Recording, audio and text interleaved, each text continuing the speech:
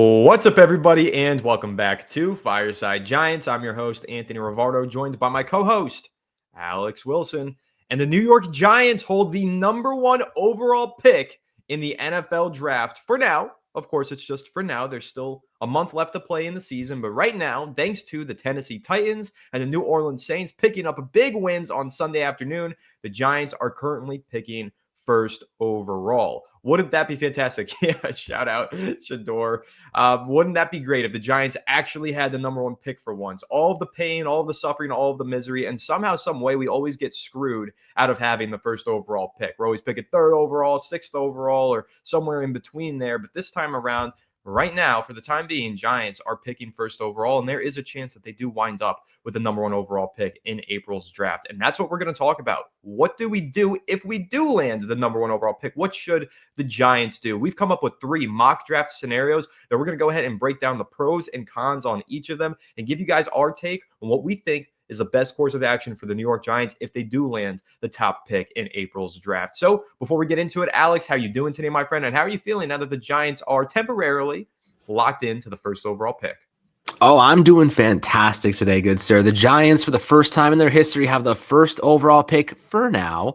Obviously, that probably assumes we don't win any more games, and the rest of our schedule includes the Raiders and the Commanders. So I'm definitely feeling like we might win one of those games, and if we do, we'll find ourselves probably picking 2, 3, 4, or 5. And if that's what happens, then so be it. But for now, let's rejoice. The first time in the history of the New York Giants, Joe Schoen has led us to the first overall pick, and there's a lot of opportunities here. There's a lot the Giants can do with this selection, especially because the 2027 draft looks to be stacked full of talent.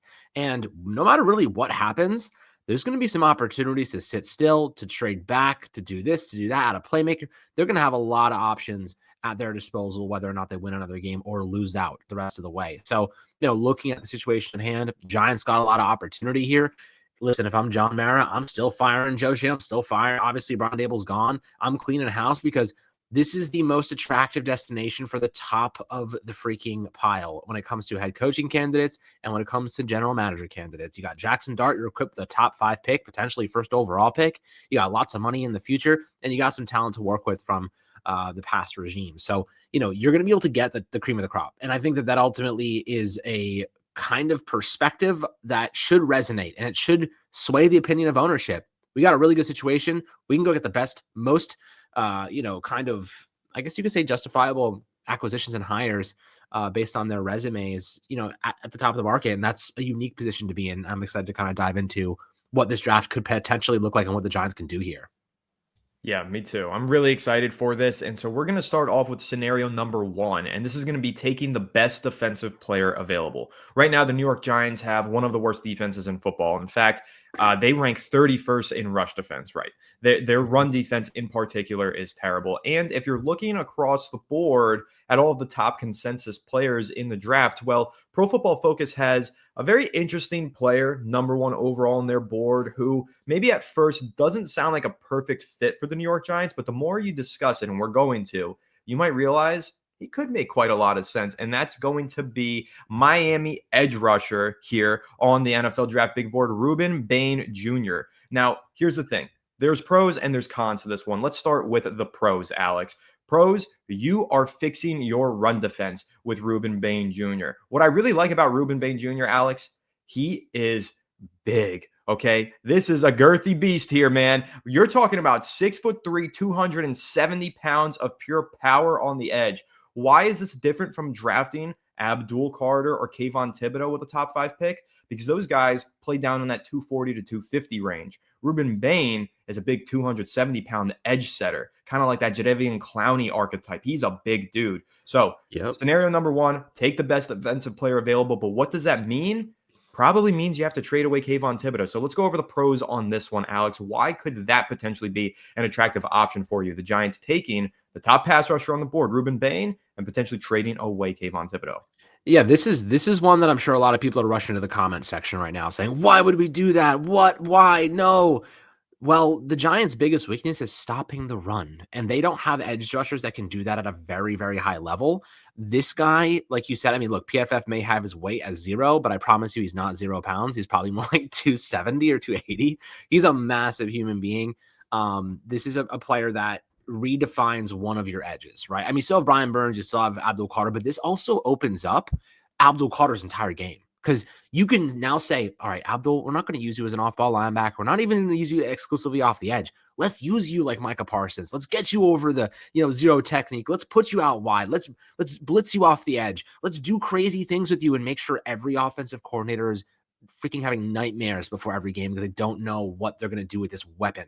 And then you have a guy like Bain who steps in and he can immediately lock down the edge from a run game perspective. But let's not kid ourselves. This is a good ass pass rusher too. He is not just a run stopper. This has 58 pressures this year, including 10 against Florida State in one game. He's a monster. So, you get a guy that's going to be a really good run stopper, but also an immediate presence as an edge rusher. And, I'm pretty sure he also went to the same school as Dexter. No, sorry. I'm sorry, not Clemson. Same conference, not school. Same conference, ACC. But he has some damn good people to learn from in Dexter Lawrence and Brian Burns. And I think this is obviously one of those situations like, okay, we're going to double down on an edge rusher again. Probably doesn't make a lot of sense, but I do agree with you if you're thinking that. This is not what I would do personally. This is just kind of the pros of this methodology. And in this instance, you get a guy that's going to upgrade with a lot of control on a 5-year contract with a rookie deal, and you're leveraging Kayvon Thibodeau for extra value on top of it to maybe get a receiver in the second round. Who knows what you get for Kayvon?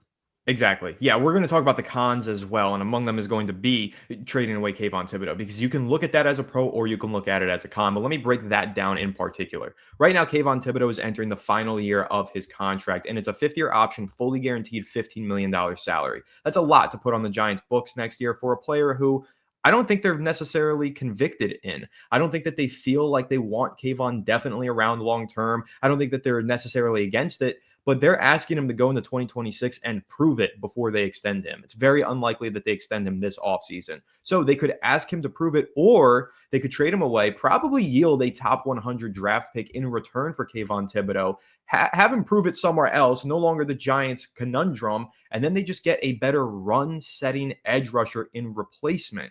And now, what do you have? Well, you've got Brian Burns locked under contract through 2028, Alex. You have Abdul Carter under contract through 2029. And then you have Ruben Bain Jr. locked in under contract through 2030. That's a young nucleus of talent. And again, with Kayvon, you have a young nucleus of talent. But you're going to lock Kayvon Thibodeau in on a contract potentially through 2028, but you're going to have to pay him twice as much as you're going to pay Ruben Bain Jr. for the same amount of time. And Ruben Bain, well, his floor, his ceiling, his potential is arguably higher than Kayvon's is. So there is an argument here for making this pick. It's not my preferred scenario. And again, this is only scenario one. We've got 2 others that we're going to talk about, and we're going to dive into the cons on this one as well. But I do see the pros. You're immediately upgrading your run defense with a 270-pound edge setting run defender. You get in a top 100 pick in return for Kayvon. Giants don't have a 3rd-round pick in this year's draft, so that's crucial. If you get a 3rd-round pick in return for Kayvon and you get this new edge rusher, well, that 3rd-round pick, that can address one of those other positions that you would otherwise take in the 1st round. And again, the contractual flexibility that you would gain from having 3 edge rushers under contract, 2 of them being on rookie deals rather than just one of them being on rookie deals if you extended Kayvon, that's definitely a selling point. But let's talk about the cons, Alex. So obviously, you would be over-investing like a mother effer in the edge rusher position. Giants have poured so many resources into the spot. Now, it's not necessarily a bad thing. It's one of the most valuable positions in all of football is the edge. However, you are talking about a top 5 pick in Kayvon. You're talking about a top 3 pick in Abdul. You're talking about a multi-million, $150 million contract in Brian Burns, plus a 2nd-round pick for Burns. And then you want to go ahead and invest the number 1 overall pick in another edge rusher. That's a hard sell to ownership, I think. It's quite an overinvestment, but sometimes overinvestments can pay off. Alex, what is your perspective on that particular con? The Giants potentially just putting too many eggs in one basket. Yeah, I mean, listen, in this instance, you're just replacing one egg for another egg, and you're trying to get a little bit more value with trading Kayvon. I think that, Bain probably, we're talking about him first overall, but I know we're going to talk about a whole trade down aspect of this as well, but he would also fit that mold for a trade down because you could probably get him at 3. There's teams that need quarterbacks and they're going to be willing to trade for it. So, that's another kind of layer to kind of consider here. You might be able to trade back 2 spots, get another 2nd rounder and trade Kayvon and get another 3rd rounder and get Bain. So you get an upgrade and your run defense and a high upside pass rusher, and you get a 2nd and 3rd round pick for Kayvon. So like theoretically, you're replacing a guy that you're probably not going to trade and you're replacing him with a guy that's a better run defender on day one. So, like, we can rationalize these moves. We can absolutely justify them. If you're not convinced already, I'm already convincing myself this is a reasonable, kind of alternative to other opportunities.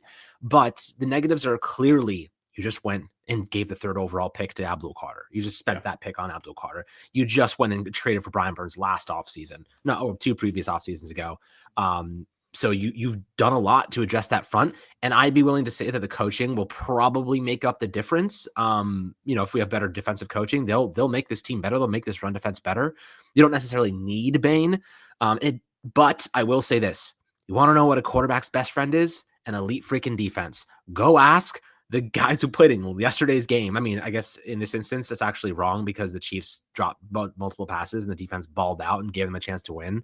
And then they went for it on 4th down multiple times and failed both times. So, like, maybe that was actually the look at it from the flip side, though. Yeah, that Texans defense shut down Patrick Mahomes and the Chiefs. And meanwhile, CJ Stroud, he played a good game, but he completed like 50% of his passes. He wasn't flawless by any means going into the fourth quarter. I mean, the second half. So, that third quarter was like one of the worst third quarters I've ever seen from an offense. Like, it was crazy. Defense held them together, and that's super valuable. And so I don't think that you can necessarily overinvest in a defense, but this would be neglecting the offense. The Giants, they have room to improve on offense as well. And so the other con here is, well, now you're getting the number 1 overall pick. Could that be taken on an offensive lineman? Could that be taken on a wide receiver? You're neglecting your offense with this selection and really not even necessarily majorly upgrading any position. You're kind of making a lateral move here at edge rusher. Plus, you're trading away a homegrown talent in Kayvon Thibodeau. And the Giants have done that too often, let homegrown talents leave, and it's definitely damaged the locker room and the leadership in there. And Kayvon certainly is a leader in that locker room. So that would be something that concerns me as well.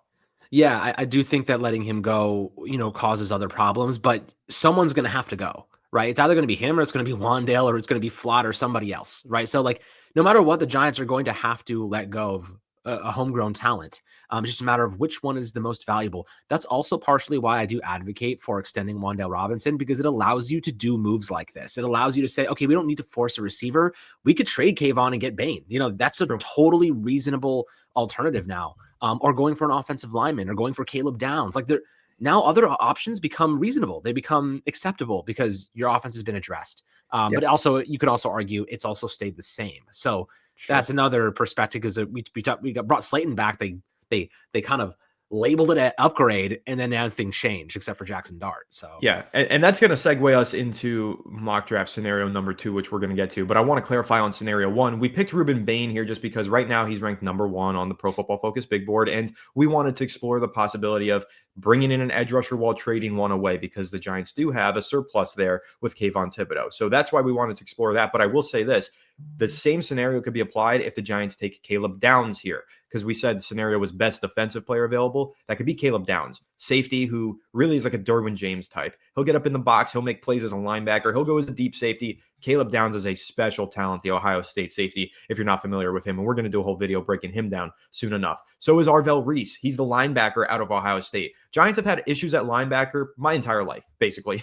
They've had some random spurts where all of a sudden Blake Martinez had a good year, Bobby Okereke had a good year, but they haven't had a long-term, sustained, successful linebacker. And Arvell Reese is truly worthy of the number 1 overall pick. He is a tremendous talent, linebacker, quarterback of the Ohio State defense, and that Ohio State defense is great. So Arvell Reese would be a very interesting name to plug right in here. And I also think you could make the argument regardless. Maybe you do trade Kayvon and you put Abdul Carter in a more prominent role, and that offsets the loss of Kayvon. So now you're getting potentially Reese and the top 100 draft pick. So again, this is a scenario that I'm very interested in. We went with Bane in the graphics and in the discussion primarily to explore the edge rusher scenario, but we are not excluding either of those other top 2 defensive prospects in there. Caleb Downs would certainly be an intriguing prospect, and so would Arvell Reese, and I know a lot of Giants fans like those guys as well. But let's move on to mock draft scenario number 2, Alex, and that's going to be taking the best wide receiver or playmaker available. Now, I put the cons in here twice, so I'm going to have to fix that, but let's start with the cons, just because that's the graphic that I have up here. The cons of taking the best wide receiver / playmaker available, Alex. Number 1, I feel like you're not getting the amount of draft capital that you could by just taking the best receiver, number 1 overall. And I also think you're neglecting the defense. And you made a good point before we started recording. That's a lot of money that you're going to be paying to wide receivers over the next few years. If you draft a wide receiver number 1 overall, if you potentially pay Wan'Dale Robinson already, you still have Darius Slayton under contract. Can't get out of that until 2027. Plus, that Malik Neighbors extension right around the corner. So let's start with the cons on drafting a wide receiver first overall, and then we'll get into the pros. Yes, I mean, listen, the cons are clearly over investing in the future financially. That is not as much of a problem to me as some may rationalize in their own heads.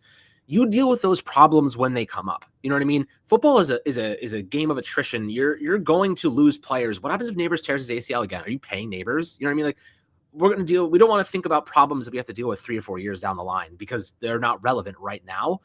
You deal with what you have today. So when it comes to the actual allocation of money down the road, I don't really care about that perspective. It is a con, and some people may, use that as a con. That's not one of my more, I guess, kind of concerning ones.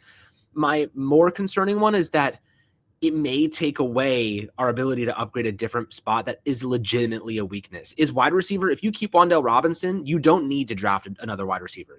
Realistically, you don't need to draft another receiver. Jackson Dart has done just fine with the guys that we've had, and he hasn't even been able to play with Neighbors yet, and this guy's lighting up teams. So, like, you don't really need to go get a guy like this. It's more of a luxury. The big concern for me right now is that I don't know what version of Neighbors we're going to get, and I don't know if Robinson's going to stay. So a lot of stuff has to happen before we see if that's like a reasonable kind of thing. But if they bring back Robinson, you don't really have to get a receiver, so it might just be overkill. That would be another con. But the defense does need support. I think this offense with a good coordinator, Neighbors back, Scatterbo back, maybe upgrading the offensive line a little bit, that's a good enough offense to be above average. I think our defense does need some real support in some key areas. Coaching will certainly help them too, but there are a lot of them are just it's a band of mercenaries or guys that don't try, right? Adebo's a mercenary, right? Like even Okereke was a mercenary and changing schemes constantly. Paulson Adebo's a mercenary. I think I said Adebo or Holland twice, whatever. Yeah. You look at Deontay Banks. I mean, he does not try. A lot of these guys are Brian Burns. You could label a mercenary, but he's obviously one of the better ones that we've gotten. A lot of these guys were not homegrown talents. They're guys brought in to solve problems that we tried to solve through the draft. So we do need help there. And I think that drafting a guy that you can develop, grow, nurture, and kind of foster into that role through a better coaching staff is really, really nice. And drafting a receiver does take away from that. However, I freaking love Jordan Tyson and I freaking love Carnell Tate. So it's a hard one to pass on. Yeah. So let's talk about the pros now, because that perfectly segues in. Some of the cons that you mentioned, you can kind of immediately address those cons with these pros. Like you mentioned, over investing and financially speaking into the wide receiver spot, especially when you've got Malik Neighbors and you're potentially going to pay for him. But Malik Neighbors, man, you got to take some of the pressure off his shoulders, right? He's coming off of a torn ACL. That is no joke. He might be ready for the start of the regular season, but he might not be 100% himself at the start of the regular season. So you're going to want a solid running man opposite him. You're going to want him to have a running mate like a Tyson, like a Tate, who could step in and be a WR1 while Neighbors gets back up to WR1 strength and speed. So I think that's a big selling point, is alleviating some of the pressure on Malik Neighbors. And also, when Neighbors was in the lineup earlier this season and all of last year, oh my God, he was getting peppered by the football. They were just force feeding him the rock. You got to slow that down a little bit. It's not sustainable to give him 140 targets as a rookie. That was crazy. And now going into year 3 of Malik Neighbors, I don't want him getting another 140 plus targets. I want him to share the load with the other playmakers around him. Just right now, I don't think the Giants have playmakers that are capable of 120 plus targets and 1,000 yards and 5 to 7 touchdowns. But Tate, Tyson, they could be. And I also just think, listen, when you're looking at it from this perspective, Alex, the Giants defense, I think that there is talent on that defense. I think they were just poorly coached. You can make the argument Giants should be going defense in the first round because their defense was really bad last year. That is true. But I still feel like the talent on the defensive side of the ball is arguably better than the talent on the offensive side of the ball. They have more high-end elite pieces on defense than they do on offense. So what do you want to do? You want to load up that offense so that Jackson Dart has weapons. We always talk about it. Rookie quarterback contract window. Load up on playmakers, make life as easy as possible for your rookie franchise quarterback or second year rookie contract franchise quarterback. You do that by giving him some weapons, and I would love to see Jackson Dart have all of these tools at his disposal. Have this above-average offensive line that they finally built. Have Malik Neighbors, have Cam Scatterbo, Tyrone Tracy Jr., maybe bring back Wandale, sure, but also why not add another premier playmaking, receiving talent to that offense? I think that's the best way to build around your young franchise quarterback. So that's a major selling point for me if the Giants go wide receiver first overall. Yeah, I mean, listen, the Giants have a unique opportunity where they have Dart in his second season and the ability to overwhelm him with goods. You know what I mean? Like, that is a rare opportunity. But I'll ask you this, Anthony. People will say specifically about Jordan Tyson, well, he's injury prone. He's had injuries in the past. Anthony, can you tell me one player who's having a pretty damn good season who tore his ACL with the Giants? I bet you can. Wandale Robinson. Wandale Robinson. So stop using that dumb ass argument against Jordan Tyson. We literally have a player who's balling out right now who tore his ACL like 2 or 3 years ago with the Giants. So yes, Jordan Tyson has had injuries in the past, but I'm not going to sit here and act like that's going to compromise his future because he's super freaking talented. Carnell Tate, also, I don't know about his injury history that much, but he's also super freaking talented. I will say this, they're different styles of player in ways. Tate is a exclusive boundary receiver. He is not that flexible. He stays on the outside. He dominates on the outside. Jordan Tyson, what I like about him a lot, he's a lot like Neighbors.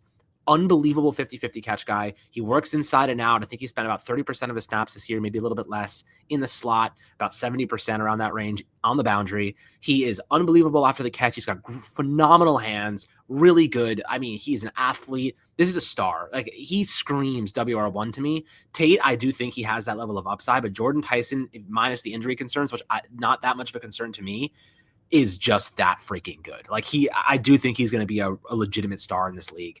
And the Giants having him as an insurance policy for Neighbors as he gets back up to full speed, you don't have to pepper him with 150 targets anymore.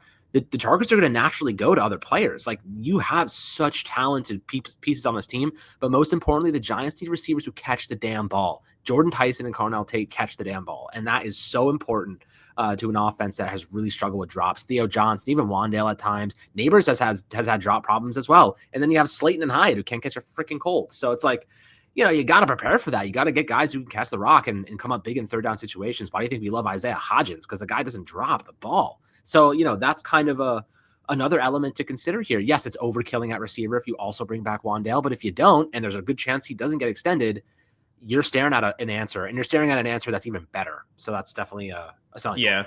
And the last selling point that I'll make before we move on to scenario number 3, name me the best offenses in the NFL.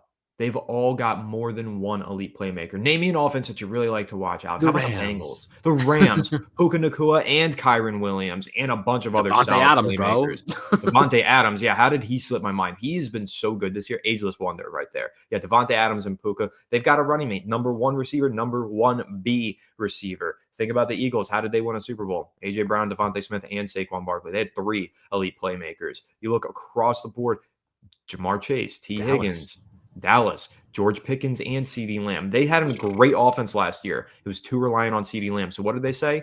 Let's go get a WR1B. Let's go bring in George Pickens. Now that offense is explosive, man. So that's the formula. Everybody loves to say, oh, you got to build through the trenches. Absolutely true. Oh, you got to have a good defense. Absolutely true.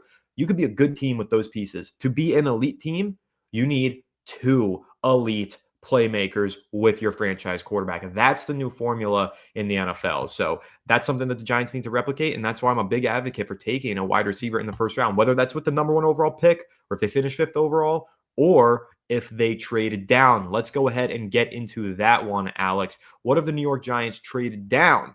They could get an absolute king's ransom and a haul while still landing an elite talent. What's your take on the Giants potentially trading down in the draft? What's up, everybody? Anthony here from Fireside Giants, and I've teamed up with DraftKings Sportsbook this season to offer you all an exclusive promo code. I'll be tuned in watching New York's game this weekend, but I'll also be watching games from around the league, tracking my bets that I've placed on the DraftKings Sportsbook app. You all know me and how I can nerd out about football stats and analytics, and that helps me put some good thoughts into my bets, and it gives me an extra excuse to watch the weekend's best highlights over and over again. There are some really good lines for this weekend's game, and I'm going to be tracking this bet slip that I put together. DraftKings Sportsbook is the best place to bet on touchdowns. They also have dynamic odds that move with the game. DraftKings lets me bet with the most relevant odds updated as the game happens live, so I can experience the game even further as a fan. DraftKings is the best place to bet on touchdowns this season. Who do you have this Sunday? Get in on the action and use promo code Fireside Giants today.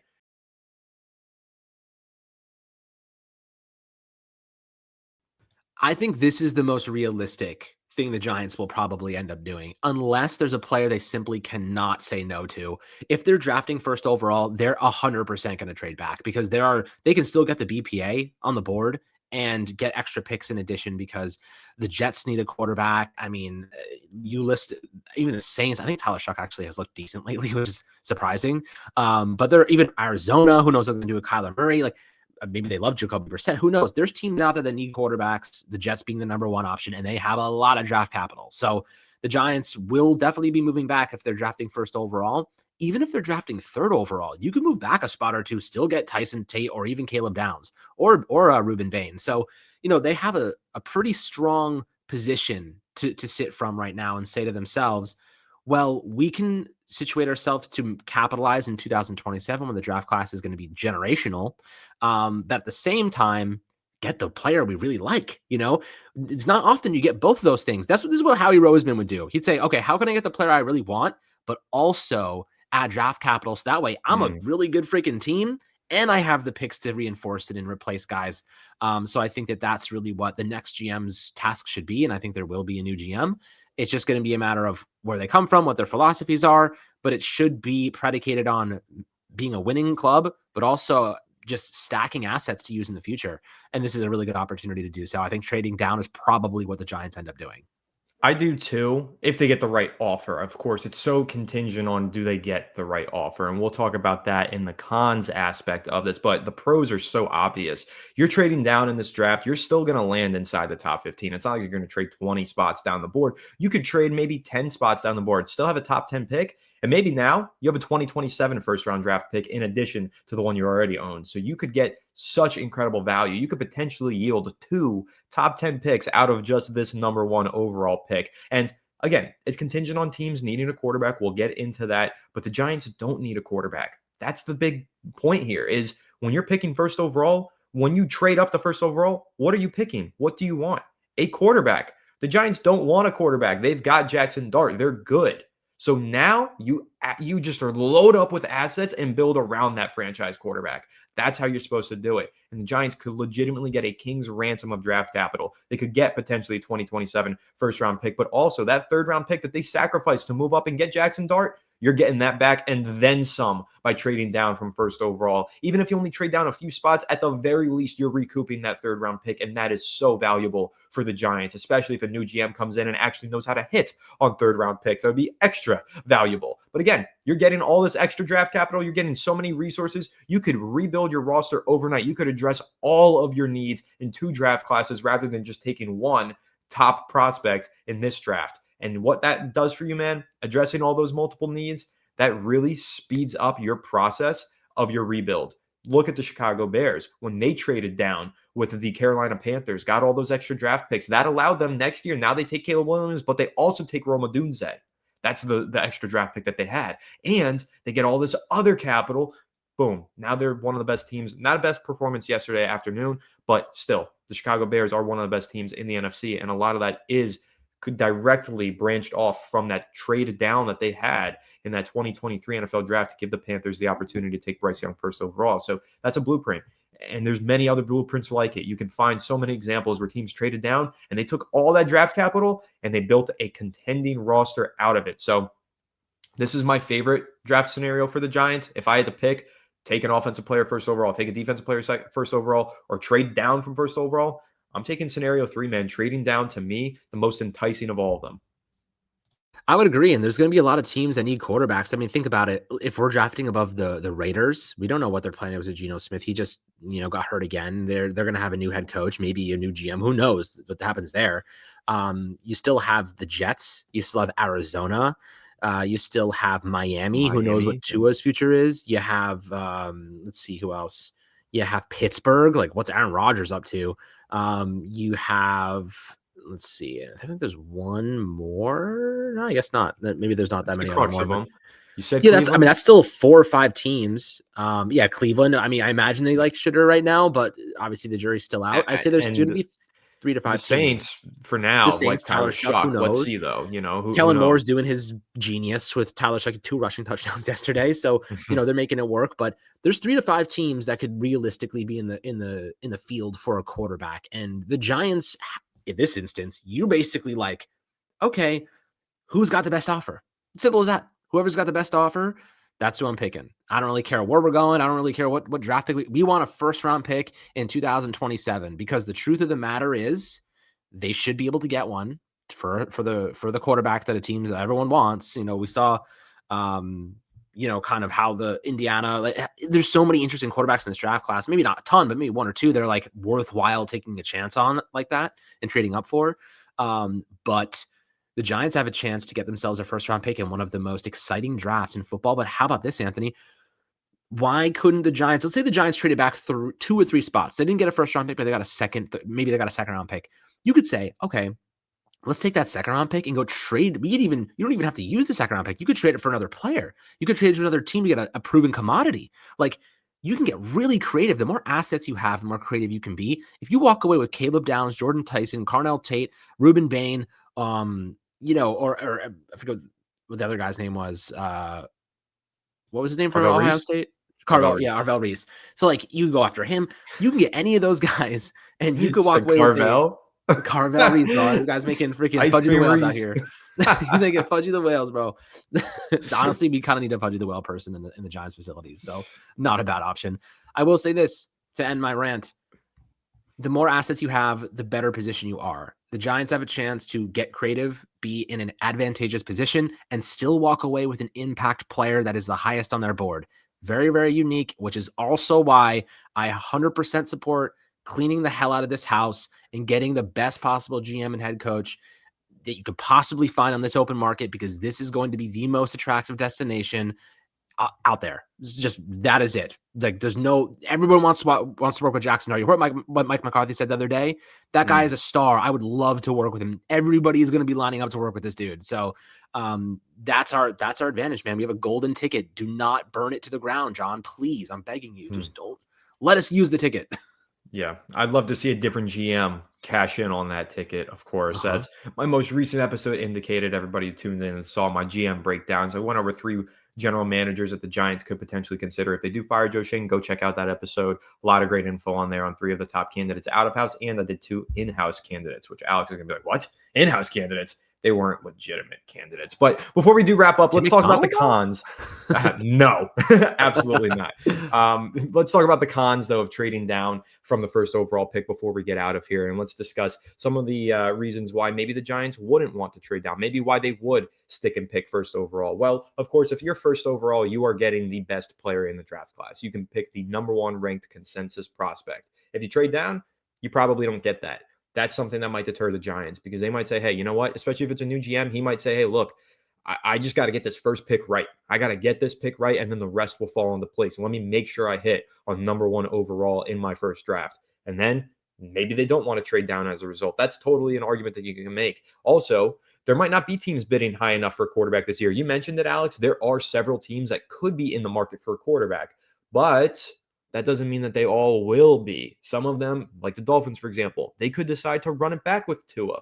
Other teams might just decide, let's trade for a quarterback. Let's take a reclamation project like a Mac Jones. He's sitting on the 49ers bench, but he looked really good this year. A team might say, you know what? Let's try and Sam Darnold to Mac Jones. Let's ignore a quarterback in the first round. So you're not going to have as much demand for a quarterback as you probably think you will right now. So the bidding war might not actually become as intense as the Giants want it to. And if they don't get an offer that's well worth it, you might as well just stick and pick first overall. So you got to get a good offer. It takes 2 to tango is essentially the con there. The idea of trading down, great in theory, but you need a good offer in order to justify it. And also, more draft picks, Alex. You're getting all this extra draft capital from trading down. That means more cap space that you have to spend on these draft picks. For example, when the Giants drafted both Kayvon Thibodeau and Evan Neal in the first round of that draft, what happened? They hit kind of on one of them with Kayvon, and that seemed like a good value to have him on a rookie contract. Inversely, you had Evan Neal on like a $9 million salary this season.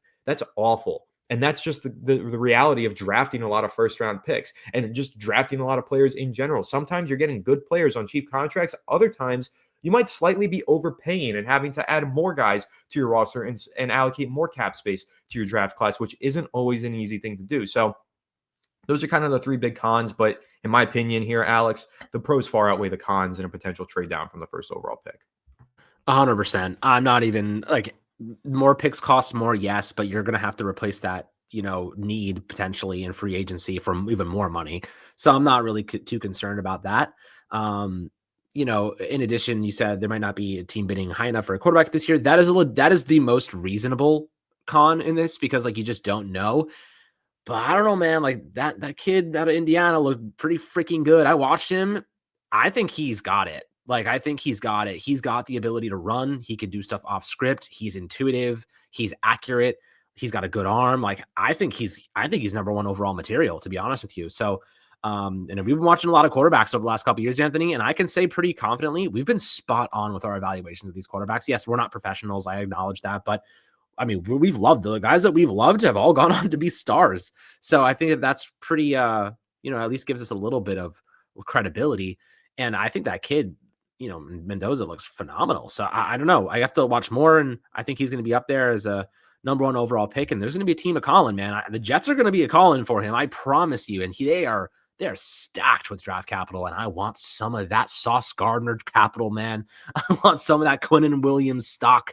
That's what I want. So the Giants can definitely get it. They just have to wait, be patient, wait for the opportunity to arise, and just make the right moves that don't compromise their plan before it even, gets to fruition. So I am pretty excited about this offseason and what's going to happen with it. But guys, also before I, hand it back to Anthony to, kind of wrap things up here, if you guys like the new style that we're using on the YouTube, the graphics and all the different elements we're trying to really enhance and make this entire process of enjoying our content even better. So if you like that, make sure to drop it in the comments. Just let us know what you liked. If you have any feedback for us, things that you would like to see include. Now, we'd love to drop film in it for you, but the NFL will copyright it and we won't be able to monetize the video. So that's the only unfortunate thing. But graphics, ideas, we are all here to make you guys enjoy our episodes and our content to the most of our ability. But we thought those graphics were a really cool little touch, and I think that you probably enjoyed them.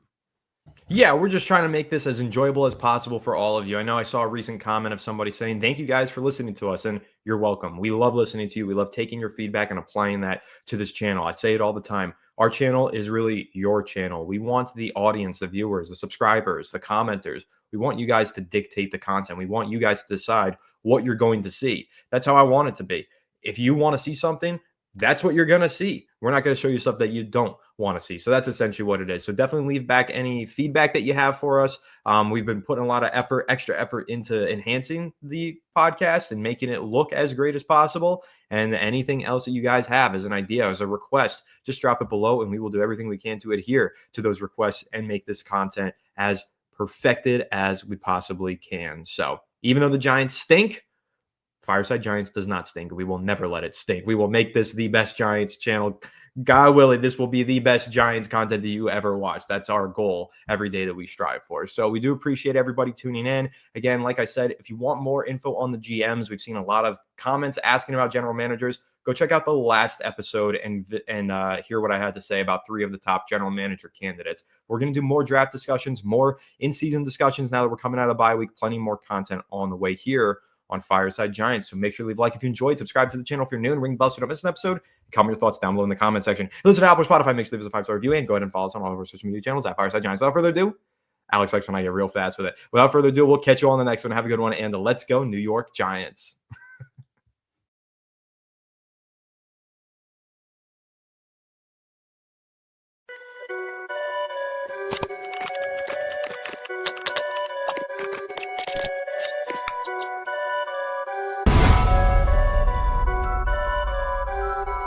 Perfect.